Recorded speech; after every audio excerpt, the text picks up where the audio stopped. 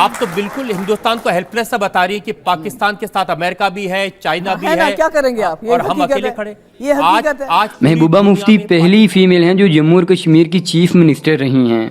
इससे पहले जम्मू कश्मीर के सारे चीफ मिनिस्टर मेल थे। महबूबा मुफ्ती मोहम्मद सईद की बेटी हैं।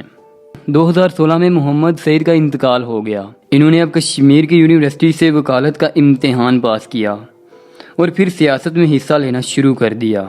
महबूबा मुफ्ती एक दलेर ज़हीन और एक पढ़ी लिखी खतून हैं। दोस्तों, जैसा कि आप जानते हैं कि इंडियन मीडिया और इंडिया के लोगों ने आज तक पाकिस्तान को दिल से तस्लीम नहीं किया और ये हमेशा से पाकिस्तान के वजूद के खिलाफ हैं।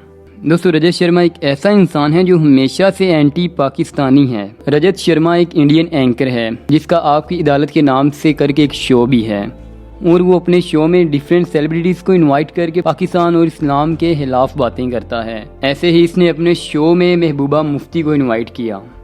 इस बार भी इसका इरादा बिल्कुल सेम था, लेकिन अब की बार इसका सामना गलत इंसान से हो गया जिसका नाम था महबूबा मुफ्ती।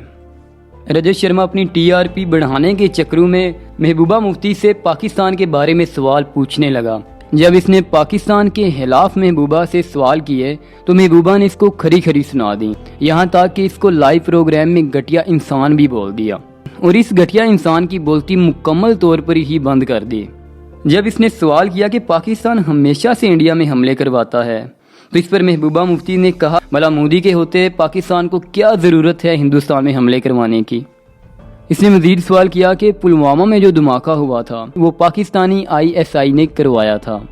इस पर महबूबा मुफ्ती कहती हैं कि ये बात तो आपको अपनी गवर्नमेंट से पूछनी चाहिए कि आखिर क्यों एक नौजवान पाकिस्तान की बात मान रहा है और अपने मुल्क की नहीं। अब रजत शर्मा ने सवाल किया कि हमने पाकिस्तान को पूरी दुनिया में आइसोलेटेड कर दिया है। इस बात पर महबूबा मुफ्ती ने मुंह तोड़ जवाब देते हुए कहा कि पाकिस्तान का चाइना के साथ सी पैक और सऊदी प्रिंस पाकिस्तान को $20 बिलियन भी देकर गया है और पाकिस्तान अमेरिका और अफगानिस्तान की बात भी करवा रहा है और तुम लोग उस कौम को नहीं जानते।